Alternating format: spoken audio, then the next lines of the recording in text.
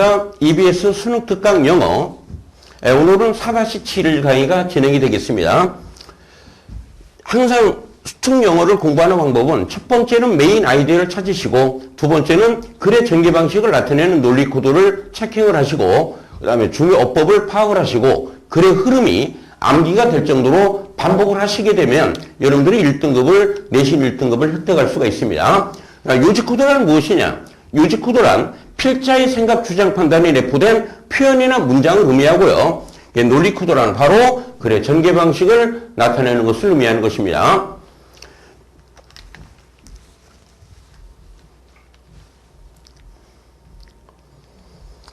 그럼 우리가 요지 코드와 논리 코드를 한번 분석을 해봅시다. 첫 번째 문장에 A는 necessary 하다라는 표현이 나오고 있죠. 여러분들이 necessary라는 표현은 뭐뭐는 필요하다, 뭐뭐는 중요하다는 얘기예요.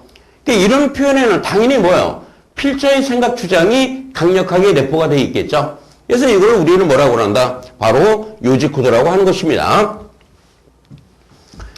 두 번째 요지 코드를 보시면 여기 I argue라는 표현이 나와 있죠. 이 argue 의미가 뭡니까? 나는 뭐뭐라고 주장한다. 나는 뭐뭐라고 주장한다 라는 표현이죠. 당연히 요지 코드가 되는 것입니다. 근데 이 요지 코드 argue라는 동사가 들어가 있는 이 문장에는 어떤 표현이 나와 있느냐면 not just A but B라는 구문이 나오고 있죠. not just A but B라는 구문은 이 just는 이 only랑 똑같은 표현이에요, 여러분들. just는 의미가 뭡니까? A뿐만 아니라 B도 마찬가지다라는 얘기죠. 그러니까 A뿐만 아니라 B도 또한 마찬가지다라는 얘기는 당연히 필자의 생각이 내포된 요지 코드가 되는 것입니다. 그리고 이제 마지막 문장에 보시면 I think 이런 표현이 나와 있죠. 나는 뭐뭐라고 생각한다는 얘기예요. 마지막 문장에 나는 뭐뭐라고 생각한다. 당연히 뭐가 되겠어요? 요지 코드가 되겠죠? 바로 메인 아이디어가 되는 것입니다. 그럼 첫 번째 문장부터 이제 차분차분 한번 분석을 해보겠습니다. 첫 번째 문장을 보시면 이 survival이라는 단어는 존속이나 또는 생존을 의미하는 표현이고요. 근데 wilderness라는 단어는 바로 황무지, 야생구역을 의미하는 말입니다.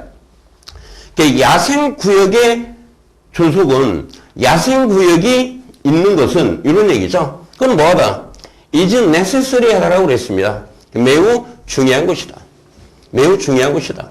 그럼 여기서부터 여기까지는 이 야생구역에 대해서 구체적으로 설명해주는 하나의 이제 부연 설명이 되는 표현이 되는 것입니다. 그럼 야생구역이란 어떤 장소냐? 어떤 장소냐? 우리가 변화를 주지 않는, 우리가 바꾸지 않는 그러한 장소를 의미하는 말입니다. 그럼 야생구역이란 또 뭐라고 그랬어요? 우리가 그 존재를 허용하는 거라고 그랬죠? 우리가 그 존재를 허용하는 거라고 그랬지. 이게 뭐의 존재입니까? 크리처라는 것은 뭐 동물이나 뭐 식물 같은 것들을 의미하는 말이에요. 동물이나 식물, 그런 생물들의 존재를 우리가 그대로 허용을 해주는 것이다라는 얘기입니다. 그런데 이런 생물은 어떤 생물이냐? 어떤 생물이냐? perceive A as B는 A를 B라고 생각하다, A를 B라고 인지하다는 얘기인데 우리가 매우 위험하다라고 생각하는 그러한 생물들입니다. 이것들의 존재를 그대로 허용해주는 장소를 야생구역이라고 그랬죠. 이런 야생구역의 존재는, 야생구역의 존재는 뭐다? 매우 필요하다라고 그랬어요. 그럼 이 첫 번째 문장에 글쓴이의 생각이 강력하게 들어가 있죠. 이럴 때 문제풀이는 어떻게 하라고 그랬습니까? 우리가 첫 문장을 읽고 이것이 메인 아이디어임을 느낀다면 다음 문장은 읽지 말고 무조건 마지막 문장을 읽으라고 그랬죠. 그래서 첫 문장과 마지막 문장이 만약에 일관성이 있다면 이 글은 반전이 없는 글이잖아요. 그럼 당연히 얘가 뭐가 되겠습니까? 주제문이 되는 것입니다.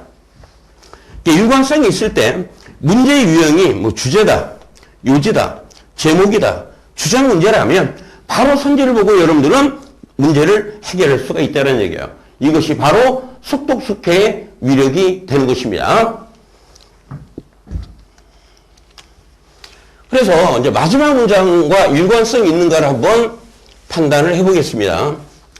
마지막 문장을 읽었더니 이러한 장소는 당연히 뭐가 되겠어요? 야생 구역이 되겠죠.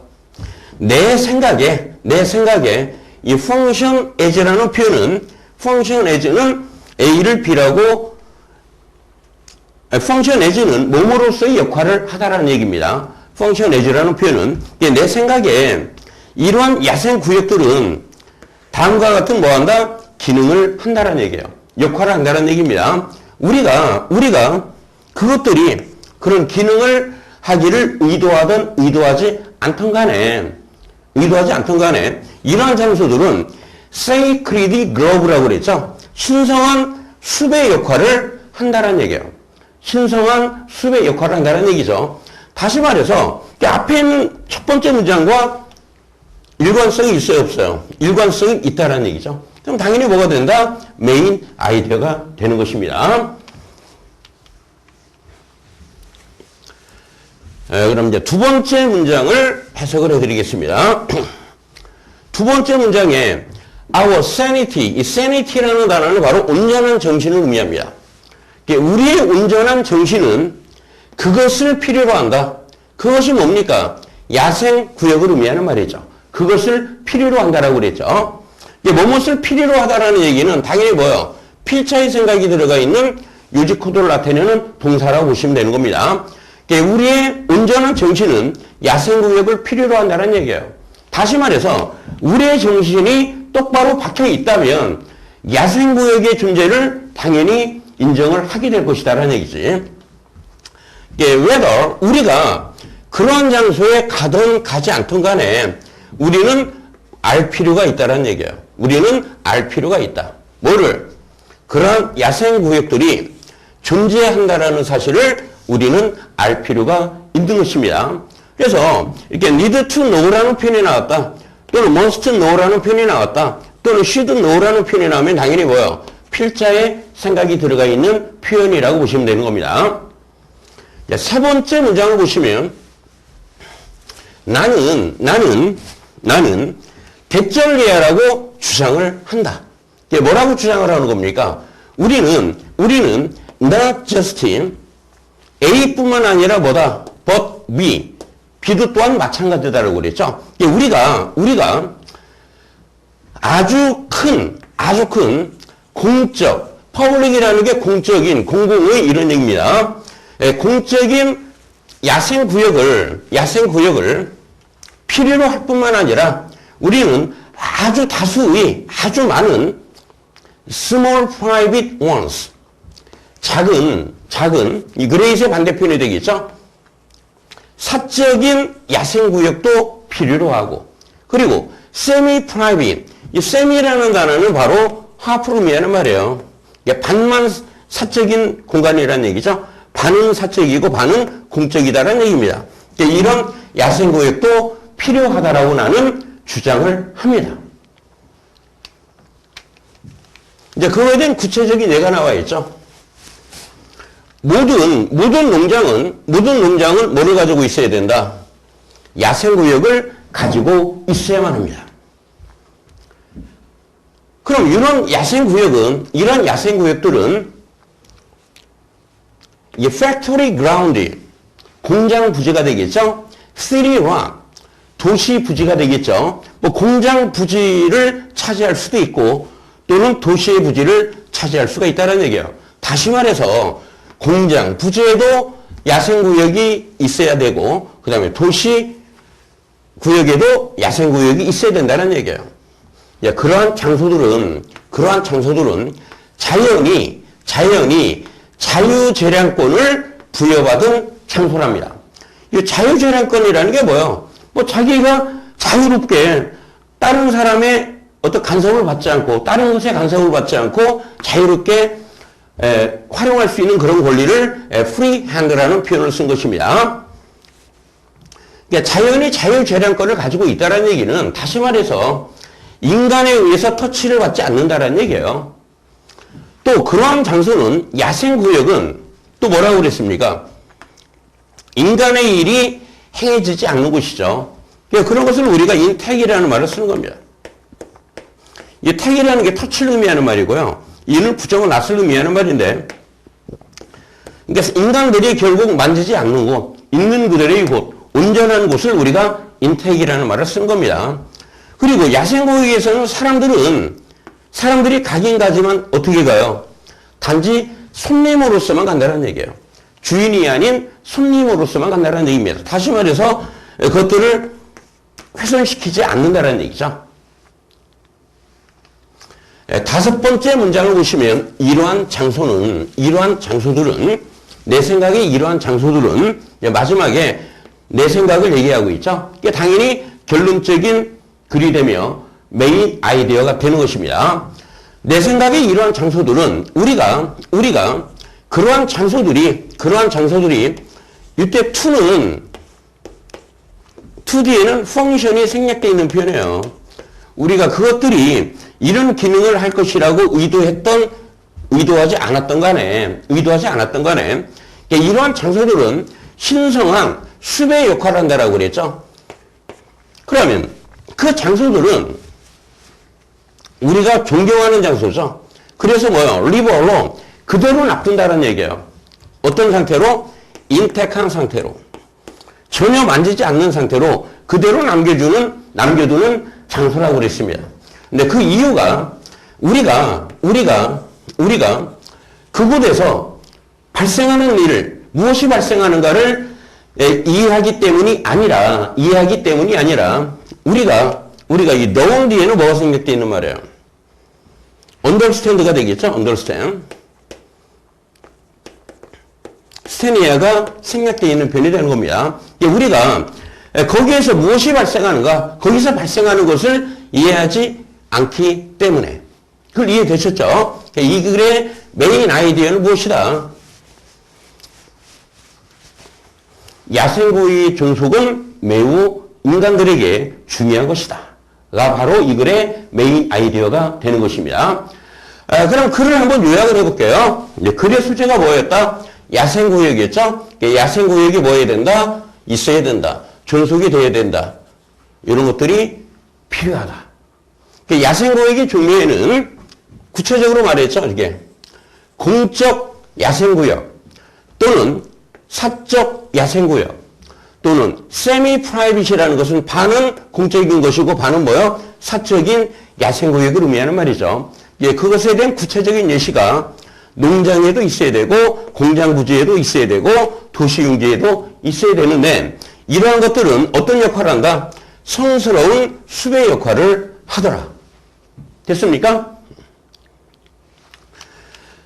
그럼 이제 중요어법을 한번 점검을 해드리겠습니다. 중요어법을. 첫 번째 어법 문제는 여기다 where를 써야 될 것이냐, that을 써야 될 것이냐 하는 문제입니다. 앞에 이 place라는 장소가 나와 있죠. 근데 where는 관계 부사기 때문에 뒤에는 무슨 문장이 나와야 돼요? 완전한 문장이 나와야 되는 겁니다. 근데 뒤를 봤더니 우리는 바꾸지 않는다.